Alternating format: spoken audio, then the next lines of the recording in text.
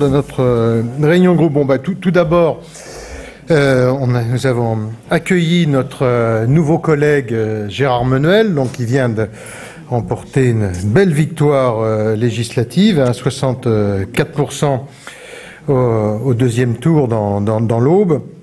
Alors cette élection est importante parce que nous sommes concrètement maintenant à un siège.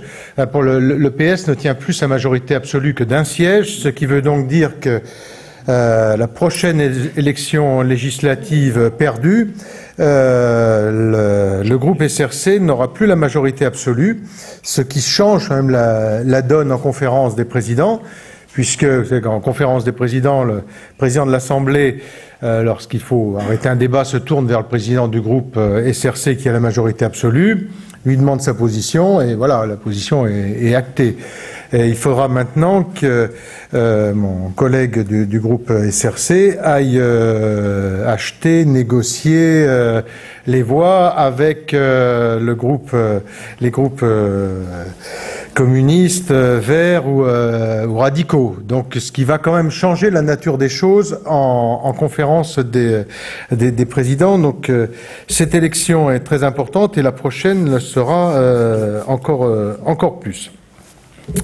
Voilà ce que je pouvais vous dire. Sinon, on est revenu sur notre position sur le droit d'asile.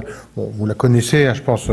On votera bien évidemment contre parce que on est dans ce texte est dans la droite ligne de l'intervention du président de la République à laquelle on a pu assister hier, c'est-à-dire aucune politique coordonnée ni cohérente en matière d'immigration. Hier soir, c'était assez affligeant. Je suis votre chef, donc je vous suis. Si vous êtes capable de faire une majorité sur quelque chose, je serai là. Mais sinon, ne comptez pas sur moi. Ensuite, sur la loi Macron, on l'installe, la commission spéciale. Vous savez qu'il a été mis en place une commission spéciale qui est installée ce soir. Les travaux vont démarrer début janvier. Nous, notre ligne qu'on a réaffirmée ce matin en réunion de groupe, elle est très claire. Est-ce que dans cette loi, est-ce qu'il y a des baisses d'impôts? Est-ce qu'il y a des baisses de dépenses publiques? Est-ce qu'il y a une diminution du coût du travail? Est-ce qu'il y a une réforme du financement de la sécurité sociale? Et est-ce que l'on porte des réformes de structure comme celle des retraites ou de l'assurance chômage? À toutes ces questions, la réponse est non.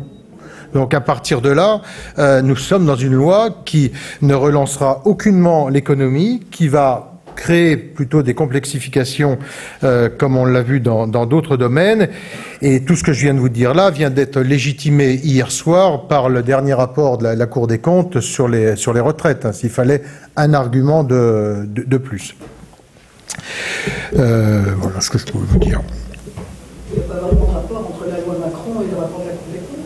Si, il y a un vrai rapport direct, c'est-à-dire comment on relance l'économie. Pour relancer l'économie, il faut redonner des points de compétitivité aux entreprises, que pour gagner des parts de marché et pour créer de l'emploi, il faut que les entreprises soient plus compétitives pour gagner ces parts de marché. Or, pour être plus compétitif, il faut baisser le coût du travail et remonter le salaire net des salariés. Or ça, on peut le faire par une réforme de structure, notamment sur les retraites. Et la proposition d'aller sur un âge légal à 64 ans s'inscrit complètement dans cette logique. La réforme des retraites, c'est très simple. Soit on baisse les pensions, ce qui a été fait, soit on augmente les cotisations, ce qu'ils ont également fait, soit on allonge la durée de cotisation, ce qui n'a pas été fait. Et nous, c'est la ligne sur laquelle nous sommes, parce que ça permet de baisser les cotisations et de ne pas toucher aux pensions. Et donc ça, c'est un facteur de relance de l'économie, puisqu'on redonne du pouvoir d'achat aux salariés et on en redonne aussi aux retraités en ne baissant pas leurs pensions. Là, vous déplorez ce qu'il n'y a pas dans la loi. Oui. Que dites-vous de ce qu'il y a dans la loi? Il n'y a rien. Il n'y a rien. Allez expliquer que l'on va relancer l'économie. Expliquer qu'on va relancer l'économie en travaillant 5 dimanches de plus dans l'année. Enfin, il faut vraiment se pincer ou se foutre littéralement du monde. Je veux dire, si on arrive à créer de l'emploi de cette manière-là, ou d'organiser des déserts. Comment?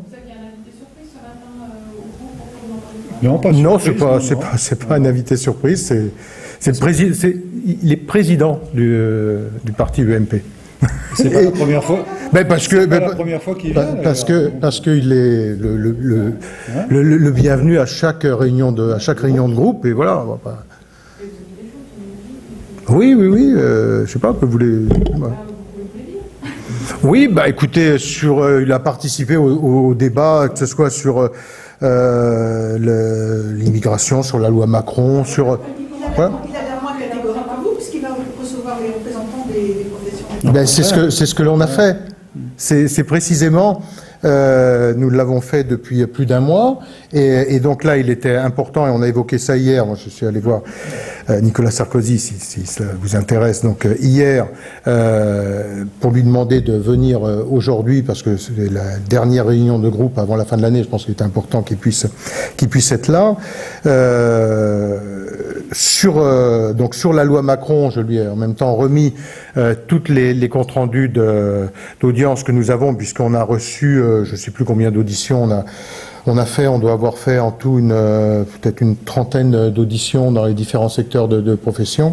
Donc on lui a remis une note de compte rendu sur tout cela, donc ce qu'il a repris. Et donc à partir d'aujourd'hui, mais il ne finit pas aujourd'hui, hein, ça va s'étaler dans le temps, il reçoit effectivement toutes les professions concernées. Donc ce qui est tout à fait parfait.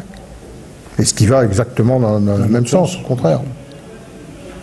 Est-ce que vous avez compris sa phrase quand il dit il est plus difficile de faire un programme aujourd'hui qu'il y a 25 ans car tous les corpus idéologiques ont explosé Bon, ça veut dire qu'on se met au travail, tout simplement.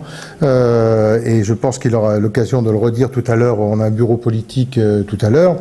Là, l'idée, je pense qu'il sera évoqué cet après-midi, c'est de voir effectivement comment d'ici le début de l'année, on rebâtit un socle sur lequel on fait émerger 4, 5, 6 grandes idées sur lesquelles on se rassemble tous.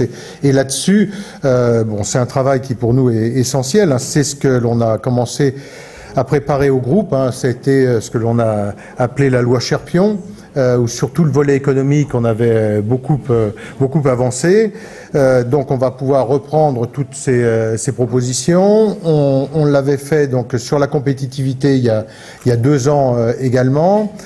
Sur des sujets de société, on a aussi avancé. Jean Leonetti vient de remettre son rapport au président de la République hier sur la fin de vie, mais la semaine dernière, il avait présenté une PPL sur la GPA. Donc voilà, tout cela va permettre de remettre en exergue à la fois le travail qui est fait et puis aussi d'ouvrir de nouveaux champs, quoi.